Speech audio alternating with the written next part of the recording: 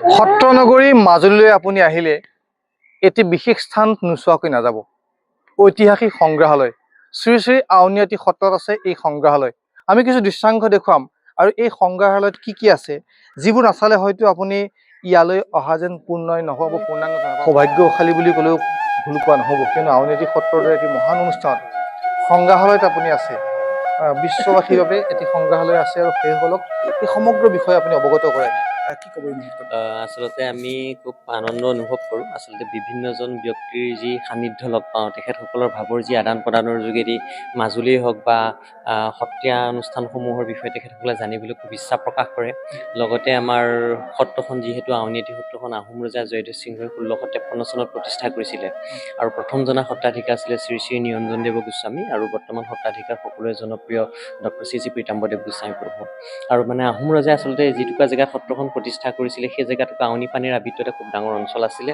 ৰজাই মানুহ লগাই সুন্দৰকৈ চাফ চিকুণ কৰি প্ৰতিষ্ঠা কৰাৰ কাৰণে আউনীআটী সত্ৰ বুলি কয়। আৰু পৰৱৰ্তী সময়ত সত্ৰলৈ আহোম ৰজাই কিছুমান সম্পদ আগবঢ়াইছিলে। সেই সম্পদসমূহ ইয়াত খুব সুন্দৰ ৰূপত সজাই থোৱা হৈছে। তাৰ ভিতৰতে সেই 1671 চনত যিখন বিখ্যাত শৰাইঘাট যুদ্ধ হৈছিলে, লাচিত বৰফুকনে ব্যৱহাৰ কৰা যি মাজতে মই এটা অনুৰোধ কৰিছোঁ,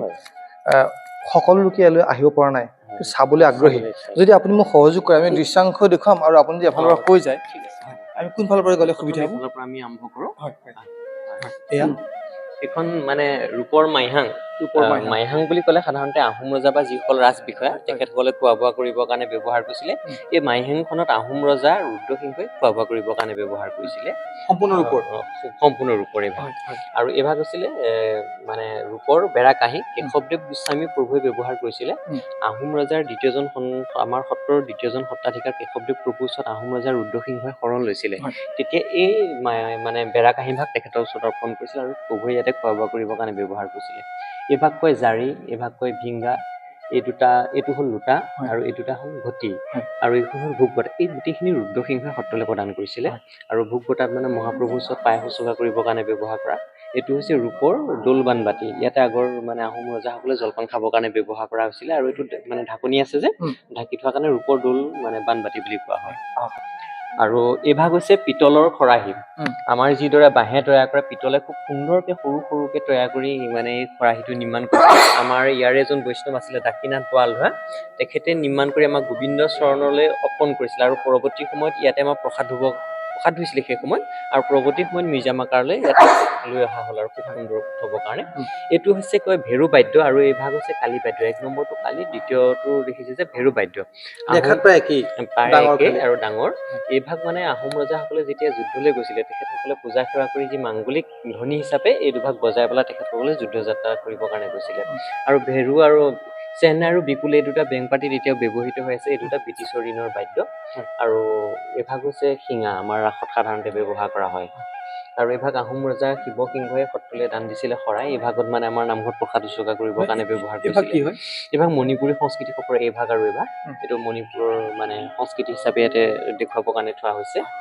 আৰু লগতে এইটো ঔবখলীয়া বঁটা বুলি কয়, ঔটেঙা বাকলিটো লিখাৰ কাৰণে ঔবখলীয়া বঁটা। এইখিনি গোটেইখিনি পানী পাত্ৰ আহোম ৰজাসকলে সত্ৰলৈ প্ৰদান কৰা। এইটো লাওটো লিখাৰ কাৰণে লাও লোটা বুলি কয়, আৰু এইটো বেছি বগাৰ কাৰণে ভুকুকি লোটা বুলি কয়। এইটো আনাউচটো লিখাৰ কাৰণে আনাউচি লোটা বুলি কয়। মানে তাৰ গঠন অনুসৰি মানে ইয়াৰ নামবিলাক নামাকৰণ কৰিছে। আৰু এইকেইটা হ'ল বানবাতি। আগৰ আমাৰ প্ৰভুসকলে খোৱা বোৱা কৰিবৰ কাৰণে ব্যৱহাৰ কৰিছিলে জলপান, আহোম ৰজাই সত্ৰলৈ প্ৰদান কৰা। এই সোণৰ কলচী লিখা যে দেখিছে এই ভাগ, আৰু ইফালে দুভাগ আছে। আচলতে ব্ৰহ্মদেশৰ মান ৰজা বডুখাই তেজপুৰৰ জ্যোতিপ্ৰসাদ আগৰৱালা পৰিয়ালক দিছিলে। তেখেতসকলৰ ফালৰ পৰা হৰিবিলাস আগৰৱালাই আমাক সত্ৰলৈ প্ৰদান কৰিছিলে। এই দুভাগ জয় ঘণ্টা, আগৰ আহোম ৰজাসকলে সত্ৰলৈ প্ৰদান কৰিছিলে এইকেইটা। আৰু ইয়াতে আমাৰ যিখন হেংদাঙৰ কথা কৈছিলো, বিখ্যাত শৰাইঘাট যুদ্ধ যে হৈছিলে, সেই শৰাইঘাট যুদ্ধত ব্যৱহাৰ কৰা লাচিত বৰফুকনে যিখন হেংদাং এইখন দেখুৱাবৰ কাৰণে থোৱা হৈছে। আৰু তেখেতে ব্যৱহাৰ কৰিছিলে। আৰু বাওঁফালৰখন যে দেখিছে এইখন আহোম ৰজা গদাধৰ সিংহৰ আছিলে, তেখেতে ব্যৱহাৰ কৰা। আৰু মানে অসম চৰকাৰে যেতিয়া 400 বছৰীয়া জন্ম জয়ন্তী পাতিছিলে যে লাচিত দিৱসৰ, তেতিয়া এই টিভিত মানে এই হেংদাংখনকে প্ৰদৰ্শন কৰা হৈছিলে। আমাৰ মাজুলী ফালৰ পৰা সাংবাদিক বন্ধুসকলে প্ৰদৰ্শন কৰিবৰ কাৰণে প্ৰভুৰ পৰা অনুমতি লৈ দেখুৱাইছিলে। আৰু এয়া হ'ল মানে হাতীদাঁত, আমাৰ সত্ৰৰ আগৰ আহোম ৰজাদিনৰ হাতী আছিলে যে এই ভাগ আৰু এই ভাগ তেখেতসকলে সেই তেতিয়া সত্ৰ দিছিলে। পৰৱৰ্তী সময়ত হাতীজনা ঢুকোৱাৰ পিছত সংৰক্ষণ কৰা হ'ল। ইয়াতে আহোম ৰজাৰ দিনৰ মুদ্ৰাসমূহ আছে। ইয়াতে ৰূপ আৰু মানে তামৰ মুদ্ৰাসমূহ ইয়াতে দেখুৱাবৰ কাৰণে থোৱা হৈছে। আৰু এয়া হ'ল মানে পিষ্টলটো অসমীয়া মানুহে বনোৱা, ব্ৰিটিছৰ দিনৰ ব্ৰিটিছসকলে প্ৰদান কৰিছিল আৰু এইটো বৰটোপৰ মডেল এটা আছে তেওঁলোকে এতিয়া ব্ৰিটিছসকলে দান দিয়া আমাৰ সত্ৰৰ একাদশগৰাকী সত্ৰাধিকাৰ দেৱদত্তদেৱ গোস্বামী প্ৰভু তেখেতে এই চকী ভাগত আৰু এই টেবুলখনতে বহি লিখা পঢ়া কৰিছিলে অসমৰ দ্বিতীয়খন বাতৰি কাকত 1871 চনত আমাৰ মাজুলী আউনীআটী সত্ৰৰ পৰা ওলাইছিলে নাম আছিলে আসাম বিলাকিনী প্ৰভুৱে ইয়াতে বহি লিখা পঢ়া কৰিছিলে আৰু এই বগা যিবিলাক ফুল যে দেখিছে এইবিলাক গোটেইবিলাক হৈছে হাতী দাঁতৰ আৰু ক'লা ফুলবিলাক হৈছে মহকিঙৰ ইয়াতে বহি ফুলে হয় এই ফুলবিলাক যে ফুটিত হৈ আছে বোলে হাতী দাঁত আৰু ক'লা যিখিনি ফুল দেখিছে সেইখিনি হৈছে মহকিঙৰ আৰু দবা খেলৰ যিখিনি গুটি চেচৰ গুটিখিনি হাতী দাঁতৰ আগৰ মানে নাওখন নাও ধৰণে ব্যৱহাৰ কৰিছিলে তাৰপৰা ৰজাজন ৰজাৰ দৰে ব্যৱহাৰ কৰিছিলে আমাৰ সত্ৰৰ সত্ৰাধিক আছিলে কমল চন্দ্ৰদেৱ গোস্বামী প্ৰভু তেখেতে খেলিবৰ কাৰণে এখন ব্যৱহাৰ কৰিছিলে আৰু হাতভাগ হৈছে হাতী দাঁতৰ লাখুটিয়াল হাতী দাঁতৰ এইটো ৰায়বাহাদুৰ বিষ্ণুৰাম বৰুৱাই আমাক সত্ৰলৈ প্ৰদান কৰিছিলে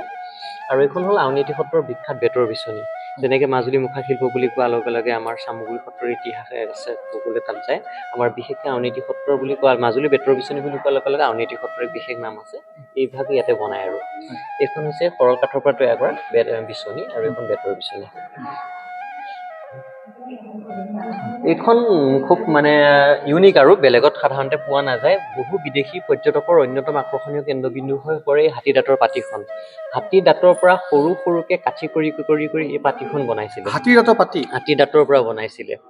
এই পাতিখন মানে আমাৰ সত্ৰলৈ প্ৰদান কৰিছিলে যোৰহাটৰ এজন স্বাধীনতা সংগ্ৰামী বাহাদুৰ গাঁওবুঢ়া তেখেতে সত্ৰলৈ প্ৰদান কৰিছিলে আৰু জানিব পৰা মতে তেখেতে মানে হাতী দাঁতৰ লগত বিশেষভাৱে জড়িত হৈ আছিলে আৰু তেখেতসকলৰ পৰিয়ালটো আহোম ৰজা ৰুদ্ৰসিংহ দিনত আহিছিলে আৰু এই হাতী দাঁতৰ পাতিখন তেওঁলোকৰ পৰিয়ালৰ পৰাই নিৰ্মাণ কৰা আহোম ৰজা ৰুদ্ৰসিংহ দিনত আৰু পৰৱৰ্তী সময়ত সেই বাহাদুৰ গাঁওবুঢ়া হাতত কৰিলে তেওঁলোকৰ ফেমিলি একেটা ফেমিলিত বাহাদুৰ গাঁওবুঢ়াই সত্ৰলৈ প্ৰদান কৰিছিলে মানে এইটো চাবৰ কাৰণে বহু বিদেশী পৰ্যটক আহে আমাৰ সত্ৰলৈ আৰু হাতী দাঁতৰ এইটো বিশ্বৰ বেলেগ মিউজিয়ামত নাই এটা ইউনিক বস্তু আৰু এইখিনি আমাৰ অসমৰ বিভিন্ন প্ৰান্তৰ পৰা দান দিয়া কুটীৰ শিল্প সম্পদ বিশেষকৈ ইগল আৰু ফেটিসাপডাল এডাল কাঠৰ পৰা বনাইছে কোনো জইন নাই আৰু এইটো মানে খৰাহীটো হৈছে বেতৰ ইফালে দেখিলে পিতলৰ এইটো কৰিয়া আগৰ গাখীৰ খীৰাবৰ কাৰণে ব্যৱহাৰ কৰা আমাৰ যিসকল আগৰ প্ৰাচীন এতিয়াও কিছু কিছু জেগাত আছে আমাৰ সত্ৰসমূহতো এতিয়াও ব্যৱহৃত হৈ আছে এইটো পুৰণি ভাওনাত ব্যৱহাৰ কৰা আছিলে প্ৰায় 150 বছৰ পুৰণি আজিকালিতো বহুত বেলেগ ধৰণৰ হ'ল আগৰ এনেকুৱা আছিলে এই বৰ শৰাইখন যে দেখিছে ইয়াতে ৰূপ তাম পিতল তিনিটা বস্তু মিছ আছে আহোম ৰজা জয়ধ্বজ সিংহই 1653 চনত আউনীআটী সত্ৰৰ প্ৰতিষ্ঠা কৰিছিলে প্ৰতিষ্ঠাপক সত্ৰাধিকাৰ শ্ৰী শ্ৰী নিৰঞ্জনদেৱ প্ৰভুৰ ওচৰত শৰণ লৈছিলে তেতিয়া এই ভাগ দান দিছিলে আৰু এইটো হৈছে ৰূপৰ ভোগজৰা এইখন হৈছে ৰূপৰ ইয়াত বিভিন্ন দেৱ দেৱতাৰ ৰূপ বৰ্ণনা কৰা হৈছে ৰূপৰ ফুলদানি আছে ৰূপৰ বটা আছে ৰূপৰ শৰাই আছে এইখিনি আহোম ৰজাৰ ৰুদ্ৰসিংহৰ দিনত ব্যৱহাৰ কৰা হৈছিলে এই ভাগ আমাৰ মানে সাধাৰণতে এই প্ৰভুসকলে কিছুমান ধৰক মৃত্তিকা চন্দন লয় এনেকৈ ইয়াতে বাতি থাকে ৰূপৰ এই বাতিকেইটা ইয়াতে লয় আৰু তাতে তুলসী তেনেকুৱা ধৰণৰ মৃত্তিকা চন্দন যিবিলাক থাকে তেখেতসকলক ল'বৰ কাৰণে দিছিল আচলতে ইয়াতে 3টা বাতি 3 ভাগে দি দিয়ে তেখেতসকলে লয় আৰু এইকেইটা ভাওনাত ব্যৱহাৰ কৰা আমাৰ দণ্ড আৰু এইখিনি হৈছে আহোম ৰজা গদাধৰ সিংহৰ তেখেতে ভাত খাবৰ কাৰণে ব্যৱহাৰ কৰা কাঁহী বাতি ইয়াতে ভাত দাইল ভাজি তেনেকে তেখেতে ব্যৱহাৰ কৰিছিলে এইটো বাতি হাতী খুজীয়া বাতি বুলি যে কয় এই ভাগ আৰু এই ভাগ হৈছে হাতী খুজীয়া বাতি মাজৰখন হৈছে থাল এই থালখনত তেখেতে ভাত খাইছিলে আৰু ডাঙৰ হাতী খুজীয়া বাতিটোত মানে তেখেতে দাইল খাইছিলে আৰু এইটোত ভাজি খাইছিলে এনেকে আৰু আচলতে কি হয় এই ভাগ হৈছে বৰকাঁহ আমাৰ সত্ৰৰ যেতিয়া নামঘৰত 14 প্ৰসংগ আৰম্ভ হয় আৰম্ভণিৰ সময়ত মানে বৰকাঁহ বজায় আৰু সামৰণিৰ সময়তো বজায় এতিয়াও পৰম্পৰা আছে এতিয়া বেলেগ আছে সেই ভাগ বজায় আৰু এইখন হৈছে বৰতাল 7.5 কেজি ওজনৰ হৰিদেৱ গোস্বামী প্ৰভুৱে বজাইছিলে 1751 চনৰ ৰাজেশ্বৰ সিংহে আমাৰ হৰিদেৱ প্ৰভুক দিছিলে তেখেতে নিজে বজাইছিলে এতিয়া বৰ্তমান নাই আমাৰ কম আৰু এতিয়া 5 পোৱা তেনেকুৱা বজায় এইটো 7.5 কেজি আছিলে আৰু এইটোতে আচলতে আহোম ৰজা গদাধৰ সিংহই জলপান খাইছিলে এইটোত জলপান খাইছিলে সিফালে ভাত খাইছিলে আৰু এইখনত আহোম ৰজা ৰুদ্ৰসিংহই যেতিয়া সত্ৰলৈ আহিছিলে তেতিয়া তেখেতসকলক আপ্যায়নৰ ব্যৱস্থাৰ কাৰণে এইখন ৰখোৱা হৈছিলে এইখনক বেৰা কাঁহী কয় ইয়াতে সত্ৰত আহোঁতে ভাত খাইছিলে আৰু এইটো চিয়াহী দোৱাত আগৰ প্ৰাচীন চিয়াহী দোৱাতবিলাক এনেকুৱা আছিলে আৰু এই মূৰ্তিখিনি প্ৰায় 150 বছৰ পুৰণি আমাৰ প্ৰভুসকল মানে বিভিন্ন জেগাত তীৰ্থ ভ্ৰমণ কৰিবলৈ যাওঁতে তাৰ ঋষি মুনিসকলে দিছিলে আৰু এইটো চোৰ বুলি কয় সাধাৰণতে বিচিবৰ কাৰণে যে ব্যৱহাৰ কৰে মহাপ্ৰভু বা ৰজাসকলক এই বস্তুটো তেনেকুৱাত ব্যৱহাৰ কৰিছিলে আৰু আমাৰ ভকত বৈষ্ণৱসকলে ইয়াতে নিৰ্মাণ কৰে আসন সাধাৰণতে মৌৰা থাকিলে মৌৰাখন বুলি কয় যদি গৰু পক্ষী থাকে গৌৰাখন আৰু সিংহ থাকিলে সিংহাসন বুলি কয় তেনেকে কুটীৰ শিল্প হিচাপে নিৰ্মাণ কৰে আৰু ইয়াতে আছে তামৰফলি আছে আমি তামৰফলি কাষলৈ যাম এইখিনি হৈছে আমাৰ কামৰ ফলি আহোম ৰজাসকলে আমাৰ সত্ৰলৈ কিছুমান মাটি দান দিছিলে কিমান মাটি দান দিছিলে ইয়াতে সকলোখিনি লিখা আছে প্ৰাচীন অসমীয়াত আছে তামৰ ফলি আৰু এখন ডাঙৰ এখন দেখিছে যে এইখন টাই ভাষাত আছে এখন টাই ভাষাত আৰু এইখিনি হৈছে তামৰ ফলি তাৰপৰা ইফালে আমাৰ সাঁচিপাতৰ পুথি আছে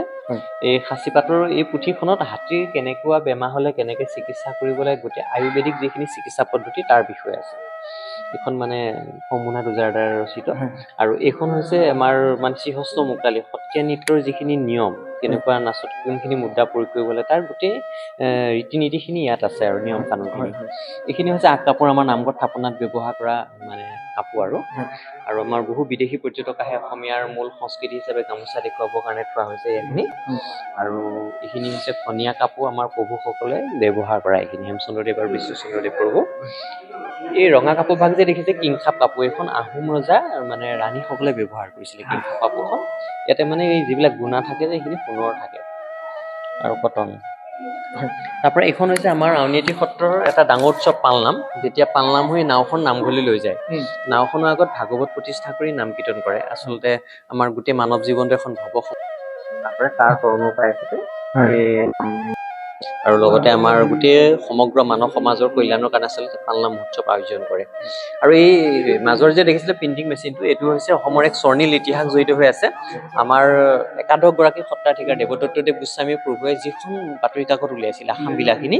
এইটো সেই প্ৰিণ্টিং মেচিনটো আছিলে এইটো আমাৰ কলিকতাৰ পৰা কিনি অনা হৈছিলে কোম্পানী এটাৰ পৰা সেই কোম্পানীটোৱে ইংলেণ্ডৰ পৰা কিনি আনিছিলে আনি 1871 চনত আসাম বিলাসিনী উলিয়াইছিলে এইখন খুব জনপ্ৰিয় বাতৰি আছিলে আৰু লগতে আসাম দীপিকা আৰু আসাম তৰা নামৰ আন দুখনো নিউজ পেপাৰ প্ৰকাশিত হৈছিলে সেইখন ক্ৰমে 3 বছৰকে চলিলে আসাম বিলাসিনীখন 15 বছৰ চলিছিলে আৰু আমাৰ সত্ৰাধিকাৰ প্ৰভুসকলে ব্যৱহাৰ কৰা ফৰম আছে নিশ্চয়কৈ আমি এইবাৰ কিছু খৰম চাব বিচাৰিছোঁ সত্ৰাধিকাৰ প্ৰভুসকলে ব্যৱহাৰ কৰা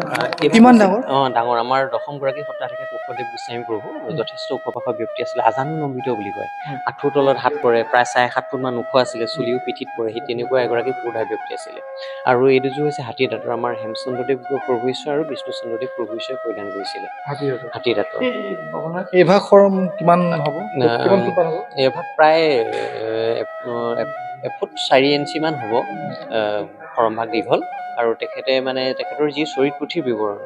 মানে যথেষ্ট মানে এজন মানে পাণ্ডিত্য থকা ব্যক্তি আজানুলম্বিত বুলি কয় তেনেকুৱা এগৰাকী ব্যক্তি আছিলে আৰু এইখিনিয়ে গোমুখী শংখ আমাৰ নামঘৰত ব্যৱহৃত আমাৰ প্ৰভুসকল তীৰ্থ ভ্ৰমণ কৰিবলৈ যাওঁতে তাৰ পৰা লৈ আনিছিলে আৰু লগতে এতিয়া আমাৰ আছে মন্দিৰত বজোৱা এক্সট্ৰা আছে নামঘৰত সত্ৰৰ নামঘৰত আৰু এই হৈছে গামখাৰু মুঠিখাৰু বুলি যে কয় আহোম ৰজা ৰাণীসকলে ব্যৱহাৰ কৰা পৰৱৰ্তী সময়ত সত্ৰলৈ দান দিছিলে একো ৰাইজক দেখুৱাবৰ কাৰণে সংৰক্ষণ কৰি থোৱা হৈছে আৰু এইটো হৈছে থুৰীয়া বুলি কয় আমাৰ কাণত যে পিন্ধে আগৰ আহোম ৰজা ৰাণীয়ে ব্যৱহাৰ কৰে এইকেইটা মৃত্তিকা চন্দন ল'বৰ কাৰণে ব্যৱহাৰ কৰিছিলে আৰু অসম চৰকাৰৰ ফালৰ পৰা 2006 চনত মাজুলীৰ বেষ্ট টুৰিজিম প্লেচ হিচাপে স্বীকৃতি দি পেলাই তেখেতসকলে এইটো এৱাৰ্ড দিছিলে এইটো ভাগ আৰু এয়া হৈছে আসাম বিলাসিনী অসমৰ দ্বিতীয়খন বাতৰি কাকত ইমানেই আৰু আচলতে আমাৰ বহু মাজুলীলৈ যিমান আচলতে পৰ্যটক আহে প্ৰায় পৰ্যটকে আউনীআটী সত্ৰ আচলতে দৰ্শন কৰে আৰু তাৰ ভিতৰতে আউনীআটী সত্ৰৰ অন্যতম আকৰ্ষণীয় কেন্দ্ৰবিন্দু হৈ পৰে মিউজিয়ামটো আৰু বহু আচলতে ব্যক্তি কিছু লোকে নাজানি হয়তো নোচোৱাকৈ যায় প্ৰায় যিমানসকল ব্যক্তি আহে সকলোৱে চাবৰ কাৰণে আচলতে ইচ্ছা প্ৰকাশ কৰে আমাৰ মানে 12টা বজাৰ পৰা 1টা বজালৈ অকণমান বন্ধ টাইম থাকে যদি বন্ধ থাকে তথাপিতো তেখেতসকলে ফোন কৰি অনুৰোধ কৰে আহক আমাক মিউজিয়ামটো দেখুৱাওক বিশেষকৈ এই আহোম যুগৰ যিখিনি স্বৰ্ণীল ইতিহাস বা আহোম যুগৰ যি গৌৰৱময় ইতিহাসৰ যিখিনি সম্পত্তি চাবৰ কাৰণে তেখেতসকলে যথেষ্ট ইচ্ছা প্ৰকাশ কৰে আমিও খুব গৌৰৱ অনুভৱ কৰোঁ তেখেতসকলক দেখুৱা আৰু সত্ৰীয়া সংস্কৃতিৰ বিষয়েও তেখেতলোকক অৱগত কৰি আমি আচলতে খুব নিজকে ধন্য মানিছোঁ আৰু বৰ্তমান সত্ৰাধিকাৰ ডক্টৰ শ্ৰী পিতাম্বৰদেৱ গোস্বামী প্ৰভু শ্ৰীচৰণত সেৱা জনাইছোঁ তেখেতে আমাক এই সুবিধাকণ দিয়াৰ বাবে নিশ্চয়কৈ সংস্কৃতিৰ ধ্বজাবাহক ঐতিহ্য পৰম্পৰাক ধৰি ৰখাৰ অহৰহ নিৰলস এক প্ৰচেষ্টা এখেতসকল নীৰৱ সাধক আমাৰ এই কৃষ্টি সংস্কৃতিসমূহক সংৰক্ষণ কৰিছে সমান্তৰালকৈ প্ৰতিভাগ সম্পদৰে বিস্তৃত বিৱৰণ দিয়াৰ বাবে এখেতে অহৰহ প্ৰচেষ্টা কৰি আহিছে এয়াও যেন এক ত্যাগ আমি আপোনাক সেৱা জনাইছোঁ আৰু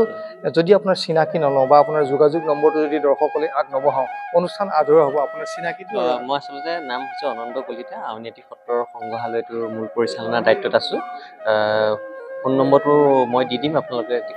দি দিব